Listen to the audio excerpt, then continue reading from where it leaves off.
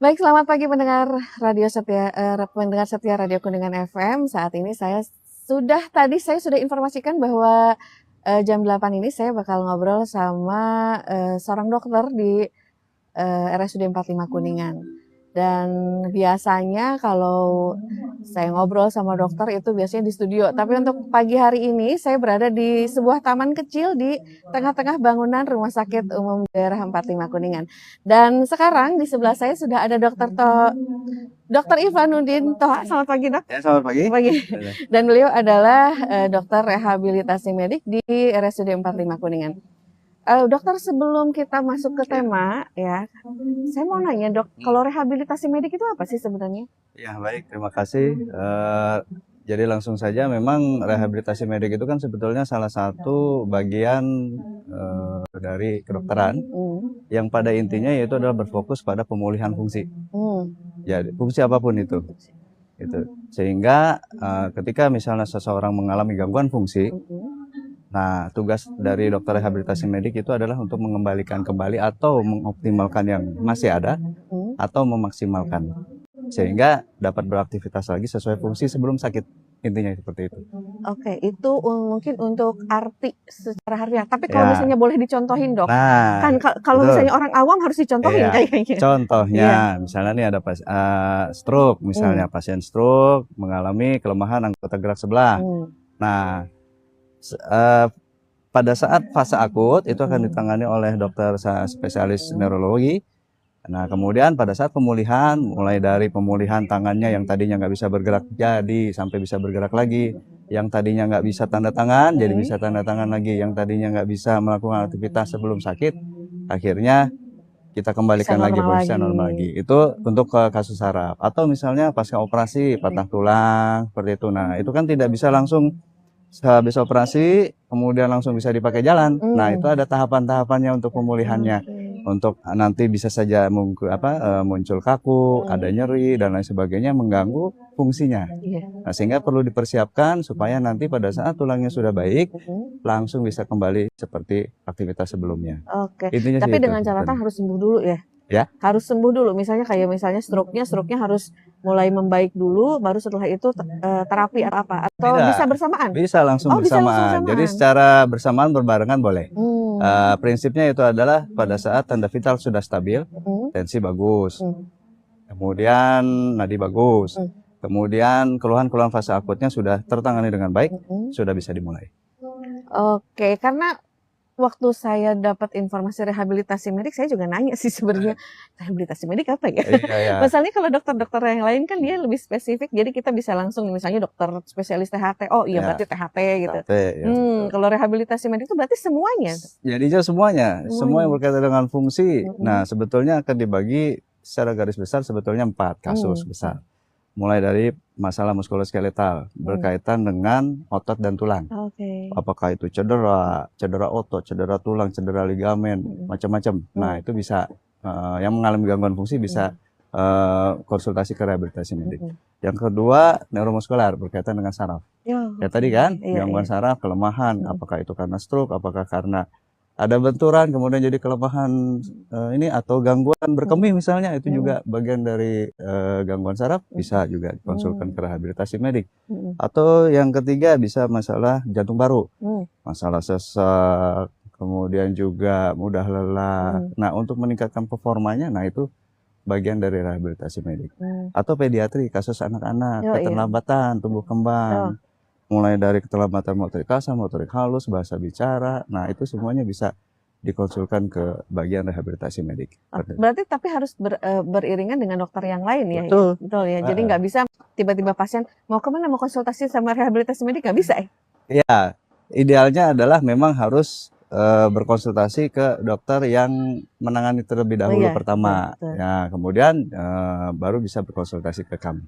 Oke, ngerti sekarang ya. Mungkin pendengar setia Kuningan FM ini juga live di TikTok, Pak, TikTok Radio Kuningan FM, dan juga di Instagramnya RSUD 45 Kuningan. Nanti kalau misalnya ada yang mau nanya-nanya boleh ya, bisa langsung aja tulis di kolom komentar atau bisa juga WhatsApp ke 087782631000, nanti bisa disampaikan ke handphone saya, jadi bisa ditanyain langsung ke dokternya.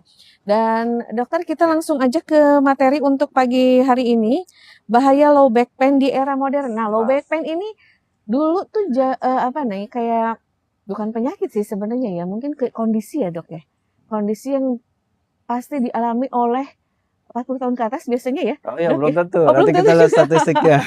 Iya, tapi kalau Ah, sekarang kayaknya udah banyak ya anak-anak muda juga yang banyak rebahan atau kayak gimana. Nah, ini ya, definisi si low back pain-nya sendiri. ya, Penyebabnya, gejalanya seperti apa? Boleh dok dijelasin dok?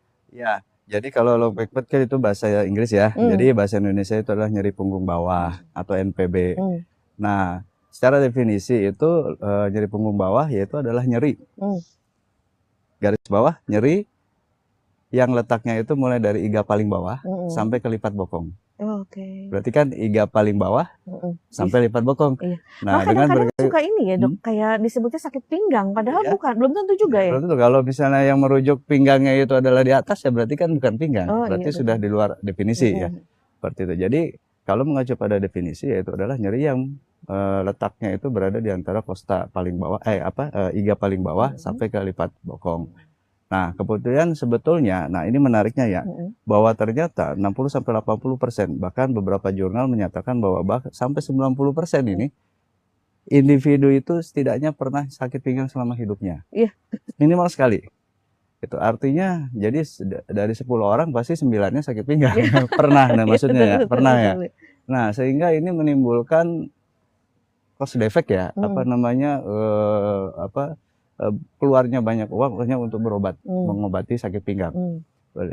Nah, kemudian juga secara peringkat bahwa ternyata nyeri pinggang ini termasuk peringkat kedua terbanyak. Ini di studi di Amerika. Oh iya. Kalau kita, oh iya. Kalau kita, Iya. kita ini salip-salipan antara sakit pinggang dengan nyeri lutut. Oh. 1 dan 2, 2 dan 1 itu. Iya, iya. Saling tukar-menukar. Iya. Di kasus terbanyak yang berobat ke poli rehabilitasi medik khususnya seperti itu. Nyeri lutut dan sakit pinggang. Iya. Nggak bosan dok? Ya. Apakah penanganannya kalau misalnya banyak kan ya hitungannya, itu penanganannya akan sama, tapi kayaknya mending terusin dulu dah. Oke. Ya. Jadi secara statistik seperti itu. Nah, fakta menarik lainnya ya, bahwa ternyata setelah tadi 60-80% individu itu pasti pernah sakit pinggang, dan ternyata seperempatnya itu akan berulang di setahun pertama. Sehingga perlu penanganan nih, tidak bisa dianggap remeh. Kenapa? Walaupun angka kematiannya itu bahkan hanya harus 0, tetapi mengganggu fungsi, tidak nyaman, menurunkan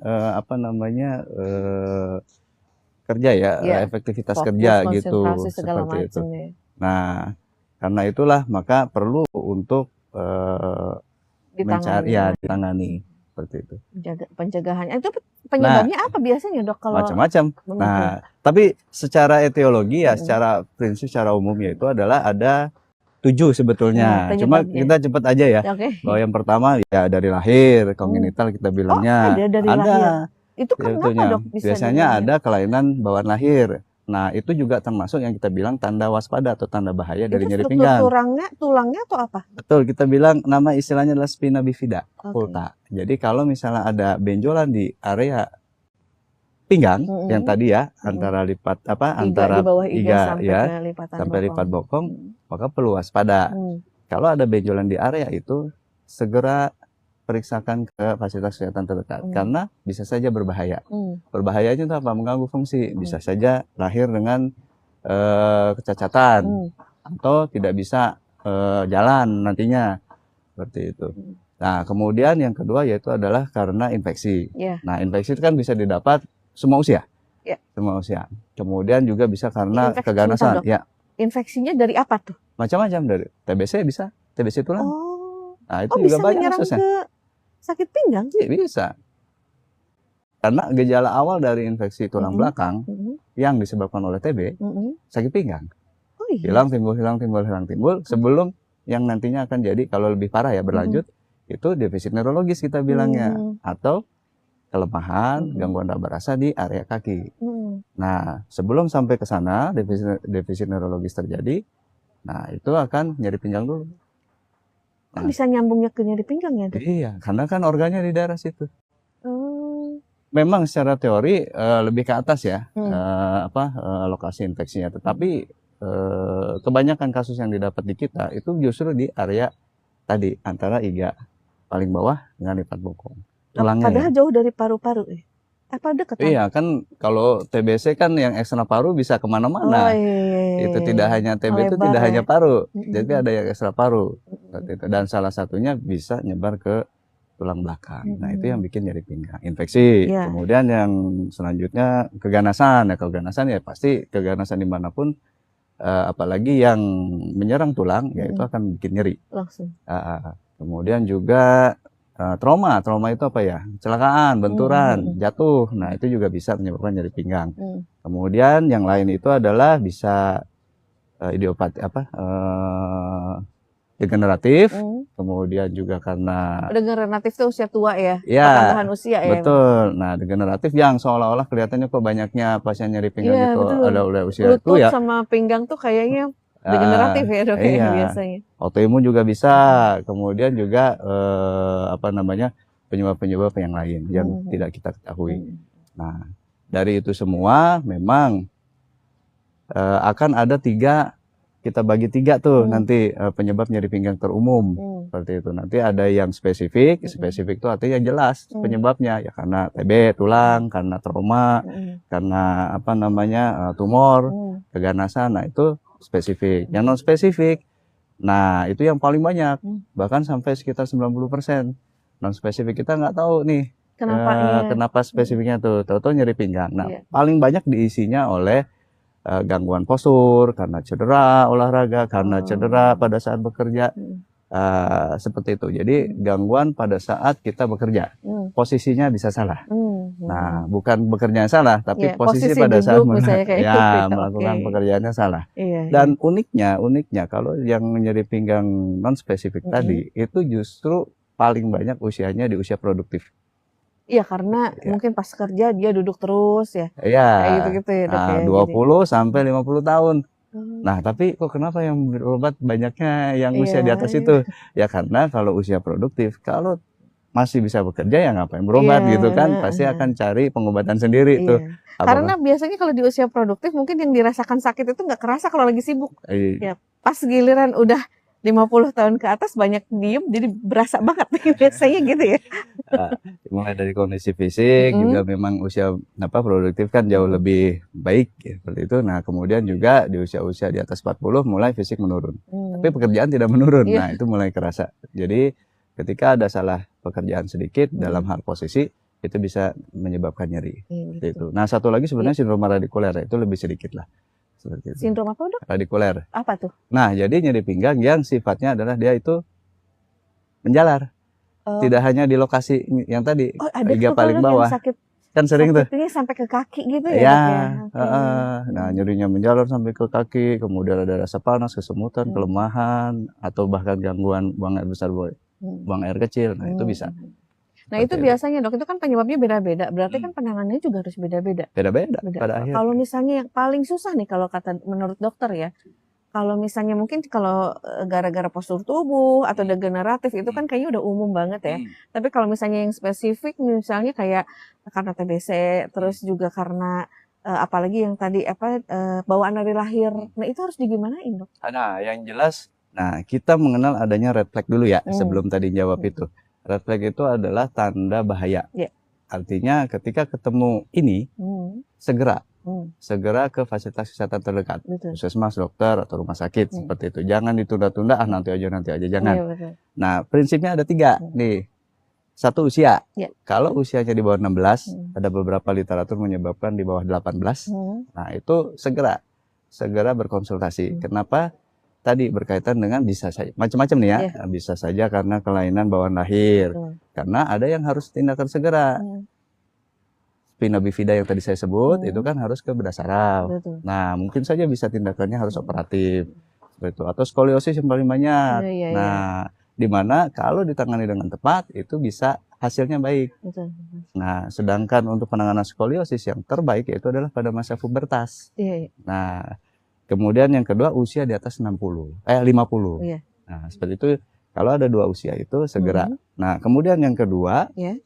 itu kalau ada defisit neurologis yang tadi saya bilang, kalau ada keluhan, kelemahan, kesemutan, gangguan Saraf. berkemih. Nah, Oh, intinya iya, iya. adalah gangguan sarafnya. Iya, betul. Nah, itu segera. Nah, kemudian yang ketiga yaitu adalah kalau penyebabnya adalah trauma. Hmm. Trauma tadi jatuh, Iya. benerin genteng jatuh, naik pohon jatuh. Nah, itu Atau harus kejeduk apa gitu kan. iya jatuh terduduk Iya. gitu. Nah, kenapa? Kita harus pastikan bahwa si tulang pinggangnya itu tidak apa-apa. Nah, setelah tidak apa-apa kan baru tenang. Nah, kalau ada apa-apa kan tidak bisa diutak-atik. Iya, Kenapa? Karena bisa jadi dengan adanya tindakan yang tidak sesuai prosedur medis, itu bisa menyebabkan bertambah parahnya gejala. Yang tadinya nyeri doang, nah, ketika tidak langsung ditangani, tahu-tahu misalnya ada manipulasi, kemudian tahu-tahu yang tadinya bisa jalan jadi nggak bisa jalan, kan sayang jadinya. Betul. Nah, Ya nggak seperti ketahuan itu. gitu deh. Iya. Nah, kalau ada 3 kriteria tadi segera konsultasikan Ini ke kan kalau dokter. misalnya sebagai orang awam ya dok, biasanya kalau misalnya sakit pinggang itu yang apalagi kalau misalnya bukan yang trauma ya, kalau misalnya jatuh kan kita pasti karena jatuh tadi atau yang tabrakan atau apa gitu pasti udah tahu lah ngehnya ke situ gitu. Tapi kalau misalnya yang kayak tiba-tiba kayak sakit pinggang, mungkin kan kalau nggak salah asam lambung juga suka kadang sakit pinggang. Atau kalau misalnya kadang-kadang kalau misalnya aduh sakit pinggang, pasti orang nyaraninnya kurang minum, bilangnya kan, kurang minum atau enggak ya itu yang tadi postur tubuh gitu kan, misalnya kayak tadi duduk mulu jadi sakit pinggang gitu. Nah ini kalau misalnya itu terjadi terus-terusan misalnya ya, hal apa yang harus membawa kita untuk konsultasi deh ke dokter gitu? Iya, yang jelas kalau nyerinya sudah mengganggu. Tadinya aktivitas biasa, kemudian ada aktivitas tertentu yang di luar kebiasaan, yang tadinya nggak pernah futsal, tahu-tahu futsal, besoknya nggak bisa bangun. Nah, berarti kan ada cedera nih. Iya, betul. Kita curiga pertama nih cedera nih. Cedera itu kan bisa macam-macam. Ada yang dari otot punggung, ada dari ligamen, jaringan ikat punggung, ada dari tulangnya, seperti itu. Nah, ketika ada nyeri hebat seperti itu, segera konsul. Nah, kemudian juga kalau misalnya mengganggu tadi kan aktivitas kerja ya. Nah, seperti itu. Nah, itu harus segera. Gitu. Nah, kemudian bisa nggak kita misalnya penanganan sendirilah, penanganan pertamanya, seperti itu. Nah, bisa saja. Prinsipnya kalau yang tadinya nggak ada nyeri sama sekali, kemudian aktivitas dan akhirnya ada nyeri, nah kita berarti mengacu pada penanganan pertamanya yaitu adalah PRICE. PRICE. PRICE. Jadi kita lakukan yang namanya P, berarti proteksi. Jadi area yang nyeri ya diem. Jangan bergerakan yang macam-macam. Ya. Gitu. Ya diem sebisa. Berarti kan diam itu maksudnya membatasi aktivitas. Itu yang tadi aktivitas ke sana sini jadinya ya dikurangi. Kemudian rest, istirahat tadi kan, istirahat. Kemudian ice, kasih es. Oh, di kompres es. Kompres es. Jadi es. Bukan di kompres hangat. Jangan, tambah sakit. Oh gitu.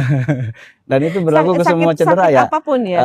Kan tadi kan bilang bahwa kalau misalnya tiba-tiba ada nyeri, yang tadinya tidak ada nyeri, curiga pertama adalah cedera dulu. Seperti itu. Apalagi tidak ada trauma, tadi tidak jatuh, kemudian tidak ada kecelakaan atau yang lain lah. Berarti kompres es ya. Ya, pendengar setia dengan FM, kalau misalnya tiba-tiba sakit punggung bagian bawah atau sakit pinggang yang kita sendiri nggak tahu, pertamanya kompres es dulu. Kompres es, dan itu berlaku untuk semua cedera sebetulnya ya, di lokasi manapun. Nah, masuk ke prinsip tadi, PRICE tadi. Ice, ya, kemudian kompresi. Nah, kompresi artinya ya, bisa kita kalau di pinggang kita bisa pakai korset. Oh iya, betul. Biar diem ya. Betul, biar diem intinya. Elevasi. Nah, kalau elevasi biasanya kalau terjadi di selain pinggang ya, kita bisa angkat kakinya, angkat tangannya. Tujuannya adalah memperlancar aliran darah. Seperti itu. Gitu. Ada hubungannya nggak sih dok itu low back pain sama saraf kejepit? Nah, kan kalau sebetulnya dia bagian. Oh, bagian dari si saraf kejepit itu? Iya, bukan. Jadi kan rumah besarnya adalah nyeri pinggang dan salah satu di dalamnya itu adalah saraf kejepit. Oh gitu. Makanya tadi kan saya bilang ada sindroma radikuler Oh nih. iya Nah, benar. penyebab atau penyebab atau etiologinya itu kan bisa macam-macam. Nah, salah Ada satunya saraf kejepit itu. salah satunya penyebabnya adalah karena misalnya ada jepitan dari bantalan antara dua tulang belakang, misalnya ada pengapuran sehingga menjepit tempat keluarnya saraf yang ada di tulang belakang, itu juga bisa. Tapi kalau misalnya baca-baca cerita orang ya Ah, yang mengalami si saraf kejepit ini kok agak serem gitu. Jadi tadinya mungkin mereka nggak ngeh kalau si itu sakit pinggang itu karena saraf kejepit gitu. Itu bisa tahu saraf kejepit itu gimana ya dok? nah, makanya kan tadi nyeri hebat, terutama ya yang nyeri hebat di atas 50 tahun itu masuk red flag. Harus segera. Kenapa? Karena kita perlu memisahkan. Ini tuh kenapa sih sebetulnya?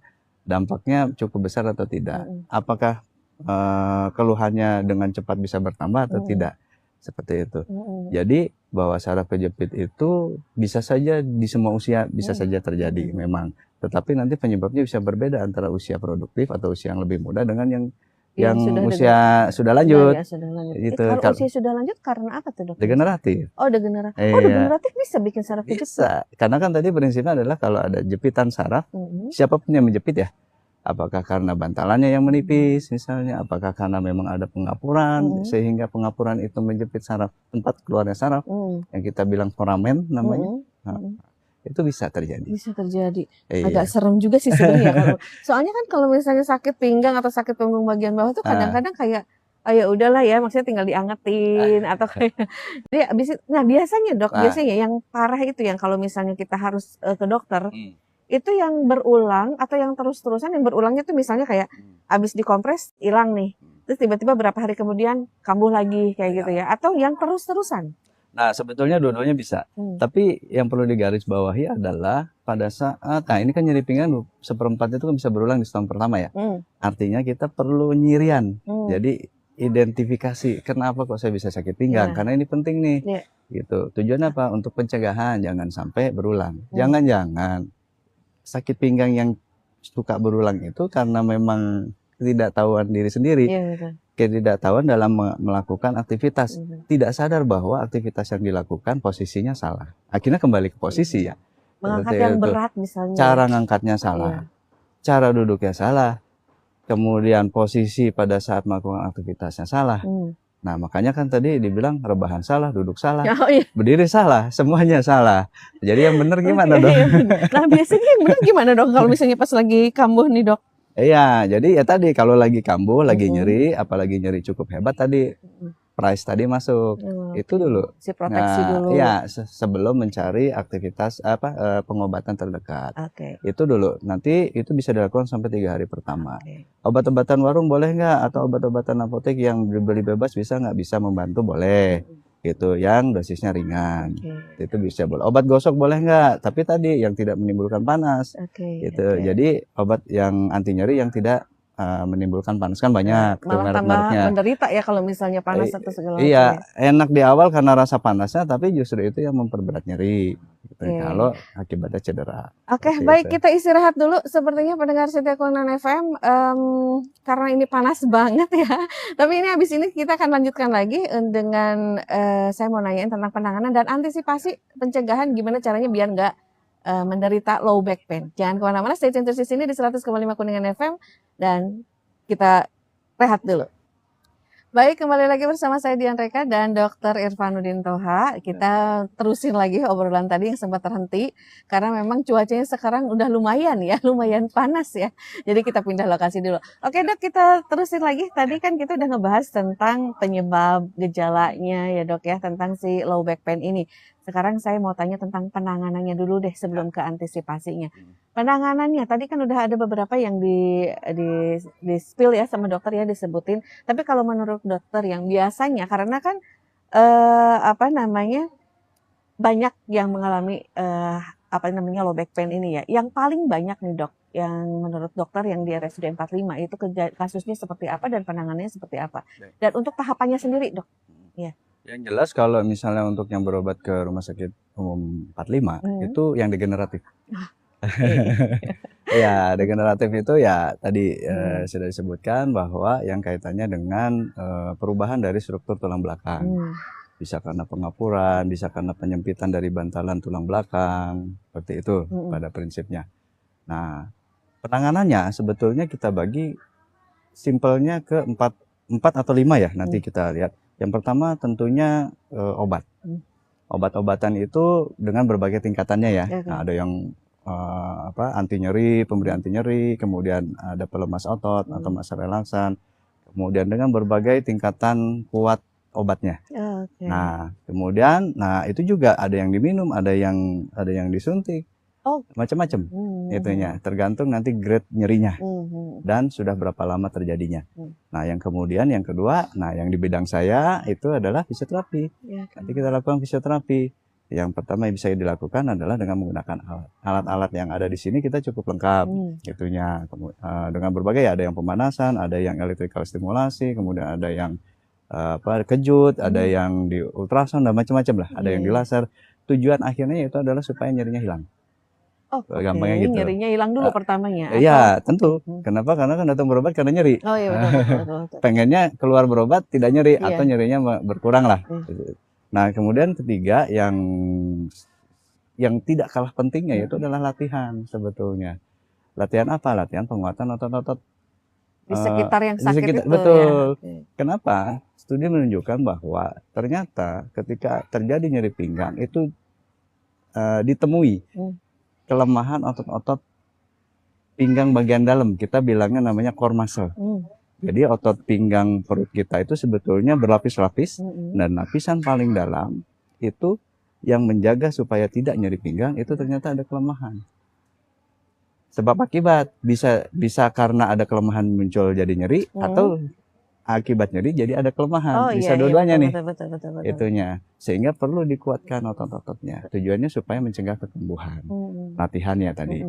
Kemudian selanjutnya yaitu adalah proteksi dengan korset. Tujuannya adalah sebetulnya untuk membatasi gerakan. Nah, akan sangat efektif pada fase akut sebetulnya. Kenapa? Karena pada fase akut nyeri kan cukup hebat. Gitu. Nah, itu dengan diberikannya korset tentunya akan mengurangi nyeri dengan terbatasnya gerakan. Nah, kemudian juga ada lagi yang lain yaitu adalah pencegahan. Nah, pencegahan yaitu adalah tadi identifikasi yang tadinya tidak nyeri kemudian jadi nyeri, saya tuh apa aktivitasnya. Nah, harus tahu dulu ya, betul. Tahu dulu nah, sakit pinggangnya kenapa. Betul. Gitu. Jadi sakit pinggang sih dok, karena dekat ya jadinya. Terus dok. Ya, jadi 4 ini bisa saja berjalan bersamaan. Itunya. Jadi bisa kita kasih sekaligus. Mulai dari obatnya, kemudian fisioterapinya jalan, latihan di rumahnya jalan, kemudian juga nanti proteksinya jalan. Nah, kalau 4, dan kemudian prevensinya jalan. Kalau 5 tadi dilakukan, 4 atau 5 tadi dilakukan, nah itu akan satu menanggulangi nyerinya, yang kedua mencegah kekambuhannya. Nah, prinsipnya itu. Dok, kalau tadi saya dengar dari di penanganan kan itu ada penanganan untuk yang akut ya. Bedanya akut sama kronis apa ya dok? Nah, sebetulnya waktu. Nah, jadi di literatur itu dikatakan bahwa kalau untuk nyeri pinggang yang akut itu durasinya adalah kurang dari 6 minggu. Itu tiap hari sakit pinggang? Bisa, iya. Aduh. Kalau cedera ya. Bisa lama tuh, bisa sampai 2 minggu, 3 minggu. Betul, dengan intensitas yang ya makin berkurang ya kalau misalnya diobati ya, gitunya. Tetapi bisa terjadi sampai 6 minggu. Gitu. Itu fase akut. Fase subakut ya berarti 6 minggu sampai 12 minggu. Kronisnya lebih dari 12 minggu. Wow, biasanya kalau misalnya udah tahu kronis nih, tapi orangnya kayak ya udah silah cuma sakit pinggang doang gitu, nggak diobatin, itu efeknya apa tuh bahayanya dok? Nanti dilihat dulu nyerinya jenis sakit pinggangnya yang mana, karena kan tadi macam-macam tuh penyebabnya ya. Iya, nanti belum kita bahas yang saraf kejepit karena bantalan, karena HMP misalnya, belum saraf kejepit karena yang lain, misalnya karena keganasan dan lain-lain. Tapi prinsipnya yaitu adalah kalau rehabilitasi itu kan mengembalikan fungsi. Nah, sepanjang fungsi sebelumnya tercapai, idealnya adalah tidak nyeri. Tapi kalaupun ada nyeri, tapi masih bisa ditoleransi, saya masih nggak apa-apa lah tadi, masih bisa kerja, masih bisa aktivitas dan lain, itu sebetulnya termasuk goal atau tujuan.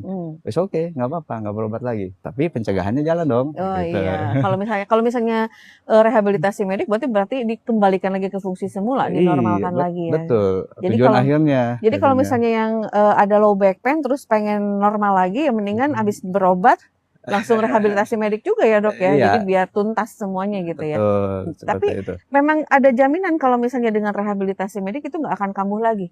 Asalkan dilakukan dengan benar, terutama prevensi dengan latihan, itu sangat penting sebetulnya.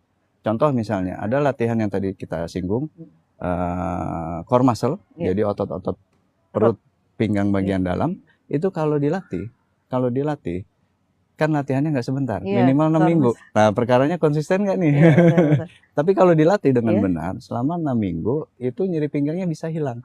Dan kalaupun nggak latihan lagi, selama setahun itu bisa mencegah.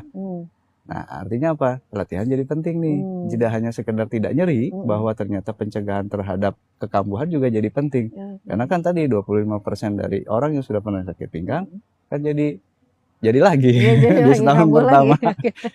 Itu. Dok, kalau core muscle sendiri, latihan yang paling gampang lah untuk core muscle itu apa ya dok ya? Paling gampang sebetulnya nanti bisa di Google ya. Soalnya memang tidak bisa dipraktekkan di sini.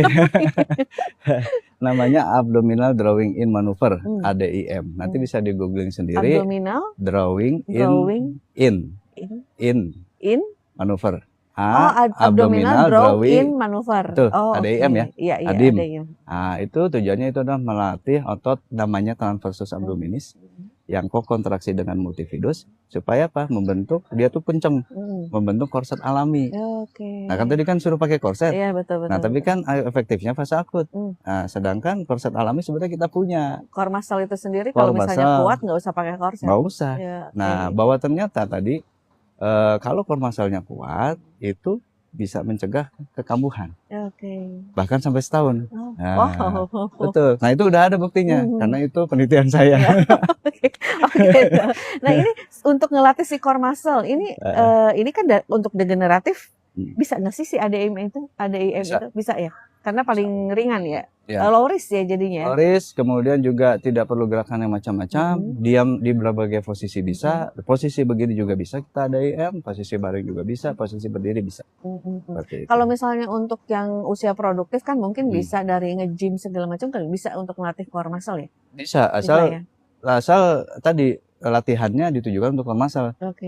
Intinya. Dan latihan untuk core muscle salah satunya ADIM. ADIM. Yang paling gampang sebenarnya ADIM kalau misalnya mau ya. Karena nggak perlu alat.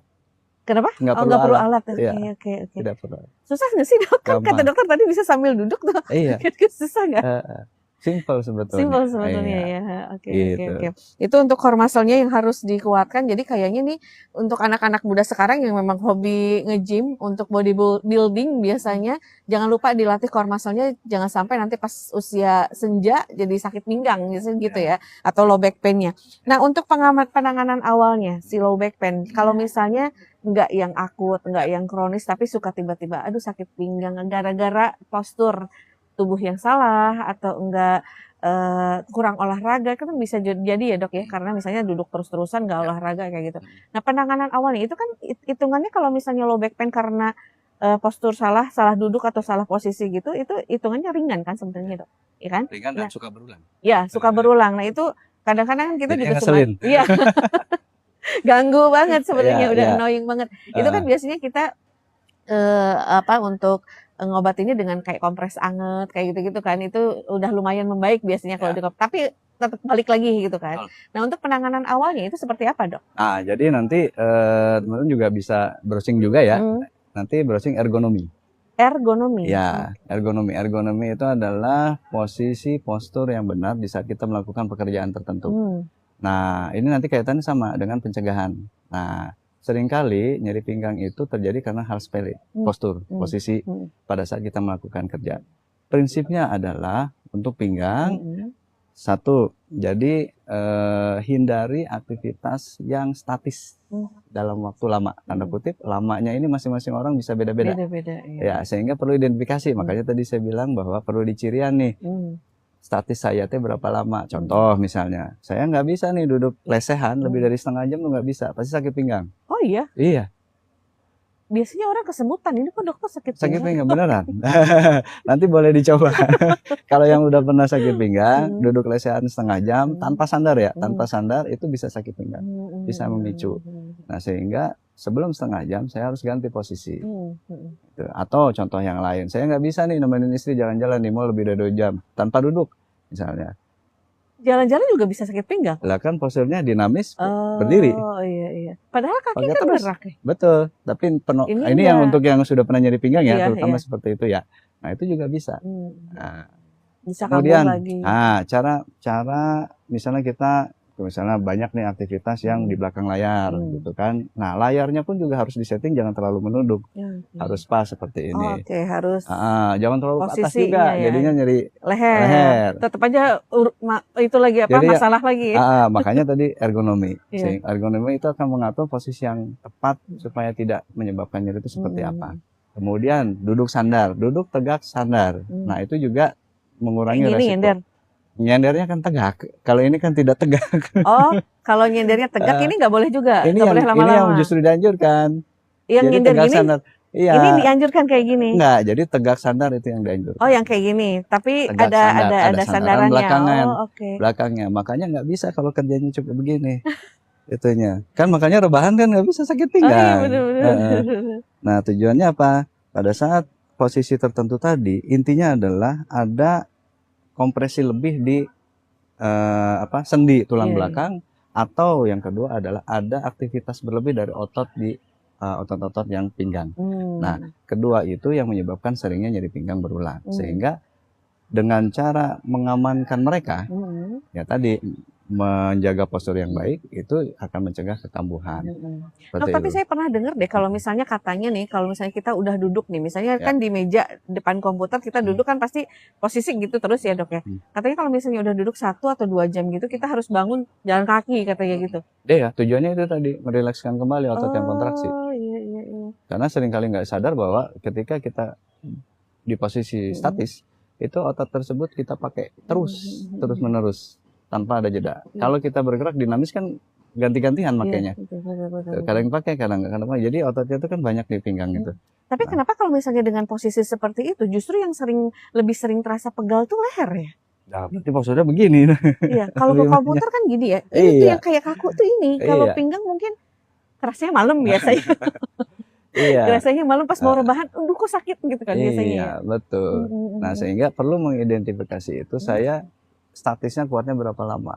Sebelum terjadi nyeri, rasa nggak nyaman mulai muncul, ganti posisinya dulu. Nggak usah lama-lama, 1 menit, 2 menit, berganti posisi, apakah berdiri, jalan-jalan sebentar, jongkok, ataukah baring. Nah, itu tujuannya untuk pencegahan tadi, seperti itu. Kalau misalnya tidur nih dok, ada nggak sih yang sakit pinggang gara-gara salah posisi? Ada, banyak. Itu biasanya seperti apa dok, posisi yang bikin sakit pinggang tuh? Prinsipnya sebenarnya tergantung tergantung penyebab sakit pinggang. Tapi umumnya itu adalah karena posisi yang kita bilang hiperekstensi dari pinggang. Posisinya begini. Jadi posisinya. Oh iya. Kan kalau misalnya sakit leher kita suka nyalahin bantal ya. Nah kalau sakit pinggang saya nyalahin siapa? Kasurnya. Nyalahin kasur. Nah tetapi untuk kasus-kasus tertentu posisi yang terlalu begini itu juga bikin nyeri untuk kasus tertentu. Tapi umumnya tadi saya bilang bahwa yang hiperekstensi itu yang bikin sering nyeri pinggang. Nah kasur juga kalau nggak salah kalau misalnya terlalu empuk kadang atau terlalu keras itu bisa sakit juga ya dok? Iya betul. Ya makanya tadi yang terlalu empuk kan sebetulnya kan menyebabkan si posisi pinggang itu jadi melengkung. Betul. Si punggungnya jadi ke bawah jadi gitu ya. Nah kalau ternyata punya HNP misalnya, sakit pinggang ada penjepitan di bantalan, saraf yang diakibatkan oleh bantalan yang menyempit, sehingga menjepit saraf. Nah itu kan besok paginya nyeri hebat.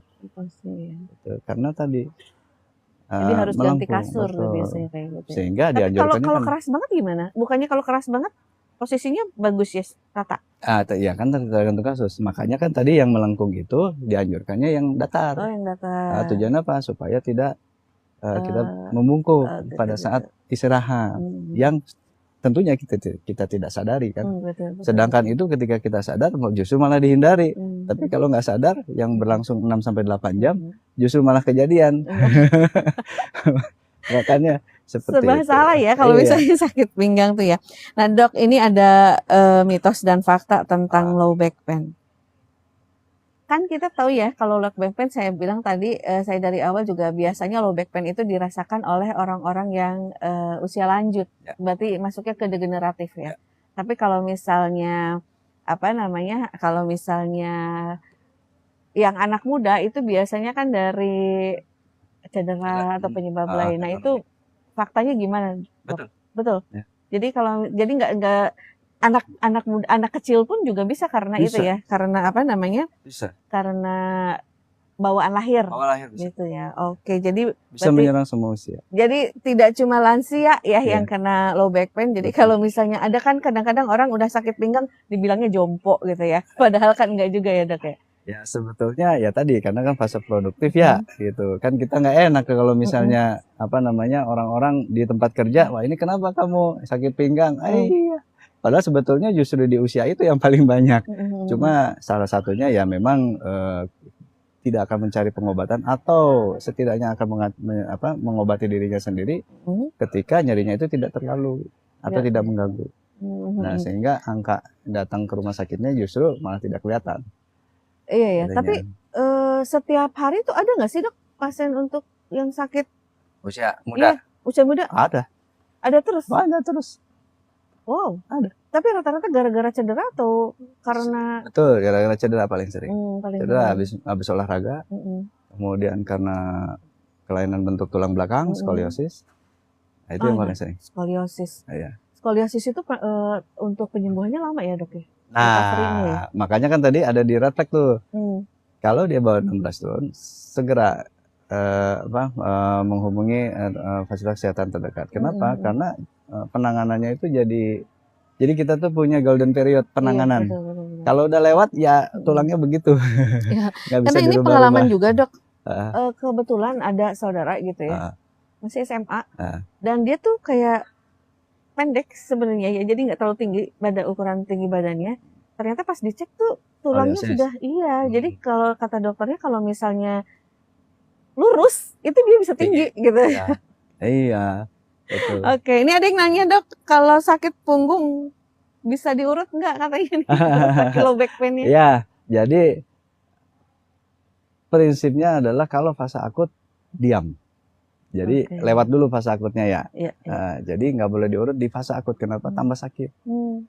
Sama kayak cedera yang lain sebetulnya gitu. Atau diurut itu jadi memperpanjang penyembuhan. Yang tadinya harusnya 2 minggu beres, tahu-tahu jadi melebar. Pertanyaannya kapan bisa diurut? Sebetulnya kalau fase akutnya sudah lewat boleh. Paling kewaspadaannya adalah jangan sampai dimanipulasi tulang belakangnya. Keretok.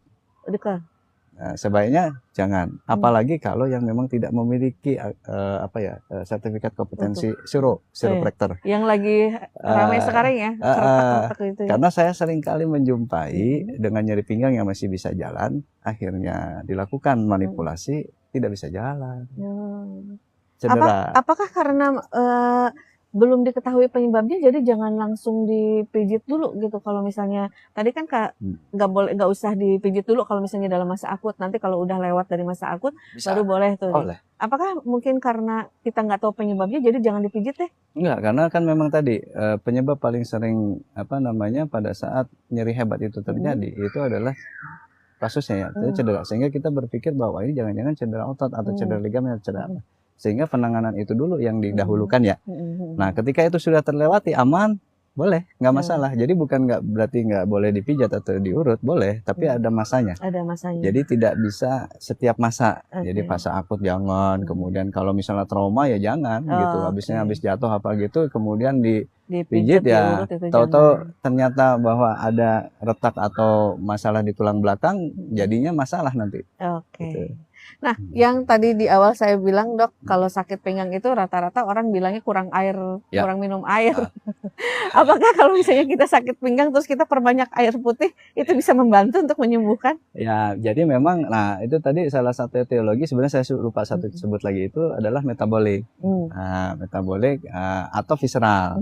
Nah, salah satu penyebab organ yang paling sering menyebabkan nyeri pinggang atau nyeri di area pinggang itu adalah ginjal. Nah, ginjal ini akan bikin nyeri kalau misalnya dia ada sumbatan atau batu. Seperti itu. Kenapa? Karena ada nyeri kolik di situ. Nah, gejalanya gimana? Ya mirip kayak nyeri pinggang. Seperti itu. Waduh. Agak Nah, susah ya cuma untuk kan dia membedakannya. tidak tiba-tiba jadi ada batu di situ. Iya, Pasti kan ada keluhannya dulu. Betul, Nah, betul. memang paling sering nyeri pinggang. Cuma tidak selalu nyeri pinggang itu adalah batu. Sehingga untuk mencegah boleh minum air putih banyak. Itu tujuannya apa? Supaya tidak tertimbun kristal-kristal yang penyebab batunya di ginjal. Yang kalau dia terbentuk batu ya pasti nyeri. Nah, untuk mencegah gimana? Minum air putih. Walaupun tadi nyeri pinggang tidak selalu batu ya. Ya, Kan tidak banyak selalu, tadi. ya, tidak selalu kurang minum ya, Dok, ya. Iya, betul. Nah, itu biasanya, Dok, kalau sakit pinggang karena ginjal dari kiri atau kanan sih, Dok? Iya, kalau itu kolik dia. Kolik itu bisa ke semua, ke semua. Apalagi kalau misalnya disertai dengan gangguan berkemih ya, kencingnya jadi berpasir, atau misalnya jadi nyeri seperti itu, atau malah kencingnya keluar batu. Nah itu kan bisa dari situ. Diketok pinggangnya, pinggang daerah sininya, kemudian itu ada muncul nyeri. Nah itu juga bisa. Kalau sakit? Kalau sakit curiga dulu. Curiga dulu itu ginjal. Iya. Oh, ini ada yang nanya lagi tuh, Dok, katanya apakah benar sakit pinggang tanda sakit ginjal bahkan gagal ginjal? Nah ini lagi dibahas nyambung. Iya tadi. Jadi nggak selalu ya, nggak gagal ginjal tuh malah justru nggak sakit. Cuma kelainan berkemih, kelainannya berkemih. Jadi produksi air kencingnya jadi berkurang. Nah, ketika minumnya banyak, aktivitasnya sama, minum 2 liter, aktivitas mah tetap nggak berlebihan juga, nggak olahraga juga. Tapi keluarnya cuma 500 cc, curiga. Ginjalnya betul, ginjalnya tidak berfungsi. Apakah nyeri? Belum tentu. Tidak. Tapi berarti kalau misalnya masih sakit pinggang itu berarti kalaupun ginjal itu masih di tahap awal mungkin atau enggak? Kalaupun ada. Kalaupun ada iya, gitu maksudnya. Kalaupun ada, memang kalau misalnya ada batu, ya batunya udah lebih besar sebetulnya, tidak kecil. Udah tidak kecil lagi ya. Iya. Nah, Dok, kemudian infeksi juga bisa, infeksi saluran ginjal juga bisa kan.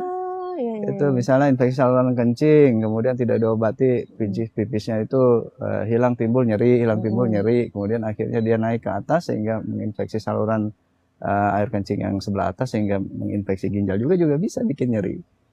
Mana-mana ya jadinya ya, Dok, bisa. Ya. Makanya kan tadi, nah jadi kalau misalnya ada nyeri, terutama tadi yang refleks tadi segera ya harusnya. Segera.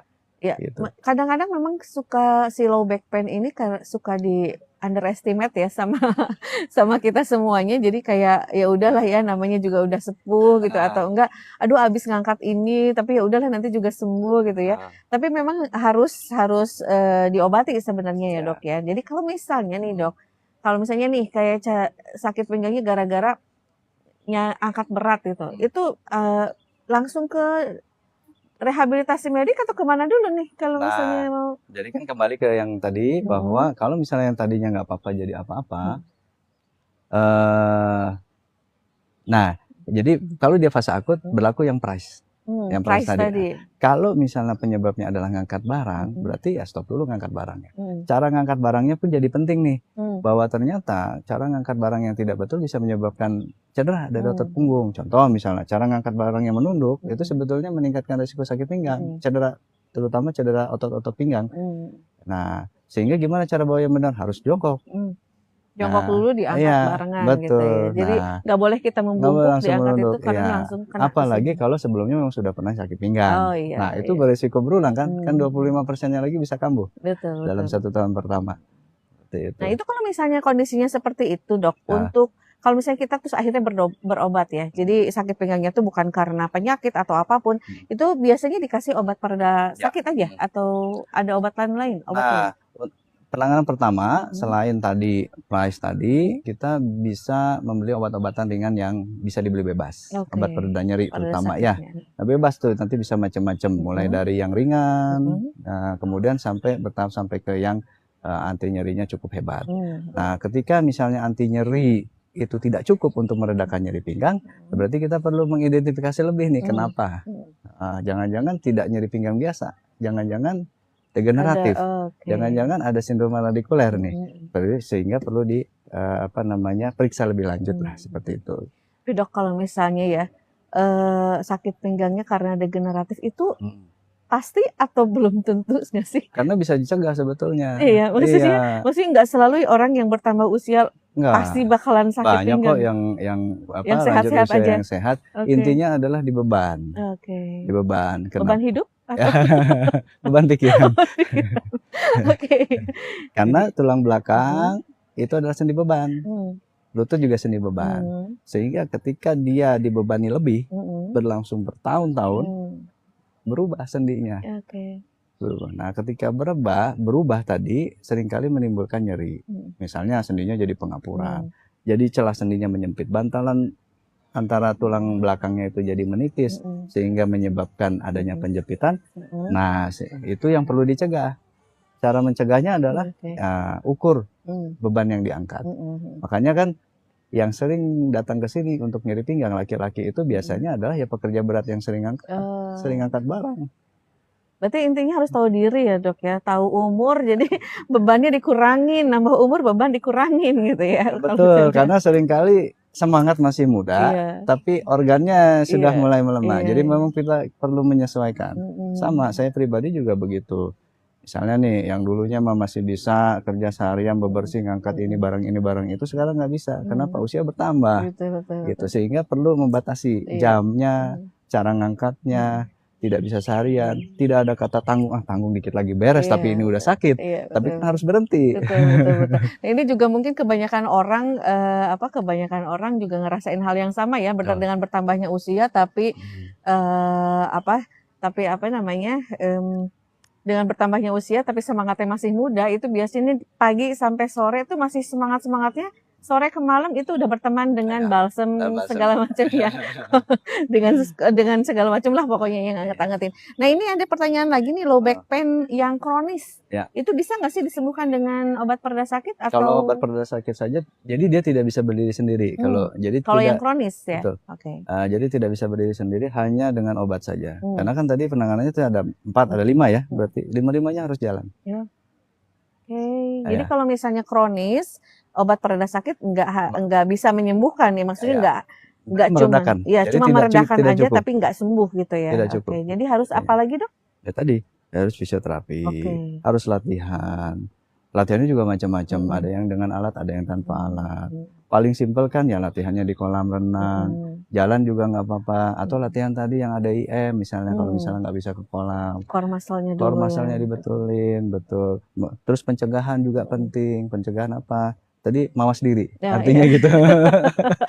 Kita kembali harus tahu diri sendiri dulu lah ya pokoknya. Karena itu penting, penting banget untuk mencegah kekambuhan. Nah ini mitosnya sih sebenarnya di sini udah dijawab semua sama dokter ya, kayak nyeri punggung cukup dipijat, tadi udah ada yang nanya juga, jadi sekalian. Terus juga kalau misalnya sakit pinggang, terus kita ya udahlah istirahat total, apakah itu akan menghilangkan si sakit si low back pain-nya atau tetap harus Kalau fase akut bisa. Fase akut bisa. Yang 6 minggu ya? Kalau misalnya yang tadi, yang hari ini masih bisa jalan-jalan, besoknya nggak bisa, habis futsal nggak bisa bangun. Ya, itu kan harus istirahat. Gitu. Jadi harus istirahat sebenarnya bisa membantu ya untuk yang akut, tapi kalau udah kronis nggak bisa. Tujuannya kan sebetulnya memberi kesempatan tubuh untuk memperbaiki diri. Untuk recharge dulu ya si tubuh. Seringkali kita tidak memberi kesempatan itu. Karena gelora jiwa muda sama tuntutan kerjaan. Betul. Dokter, ini kita durasinya udah hampir 1 jam 5 menit lagi. Ini yang last statementnya. Ada pertanyaan lagi, boleh. Cara terapi mandiri di rumah untuk cedera pinggang yang sakit sampai tulang belikat tuh dok. Cara mandiri, cara terapi mandirinya, boleh dok. Jadi ini kalau misalnya fase akut tadi ya, PRICE tadi ya, PRICE, jadi proteksi, area yang nyeri itu diproteksi, kemudian rest, istirahat, kemudian ice, pakai es, terutama di 3 hari pertama, berapa kali dalam 1 hari durasinya senyamannya. Kalau 3 kali sehari boleh. Ya. Oke. Terus apa yang dilakukan? Jadi es batu itu bisa dibungkus dengan kain, kemudian digosokkan di area yang nyeri. Sampai kapan? Sampai dia tebal, kebas. Jangan di ini ya, jangan disimpan atau disimpan aja dulu gitu. Jangan Jangan. disimpan. Maksudnya dibungkus anduk terus kita Betul. simpenin di sini gitu. Iya, tapi nanti kalau udah rasa kebas dilepas dulu. Dilepas dulu. Oke. Nanti diulang lagi. Oke, Diulang lagi. siap. Kebasnya hilang di ini lagi. Itu bisa tiga kali sehari bisa boleh. Kemudian tadi ice, kemudian kompresi ya. bisa pakai ini. Pakai Kemudian korset. elevasi. Nah, elevasi kalau di pinggang ya tidak dielevasi. Seperti itu. Itu untuk fase akut. Kemudian itu penanganan mandirinya. Kemudian boleh nggak pakai obat gosok? Boleh, tapi yang tidak panas.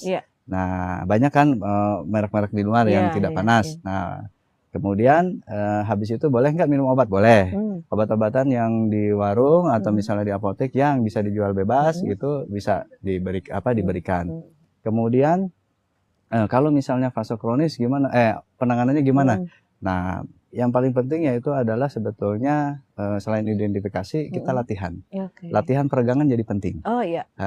Contoh misalnya tadi ketika nyeri pinggang di sini ada beberapa latihan bisa dilakukan. Untuk yang jangkanya panjang itu bisa lakukan ADIM tadi, abdominal drawing in maneuver. Abdominal draw in maneuver.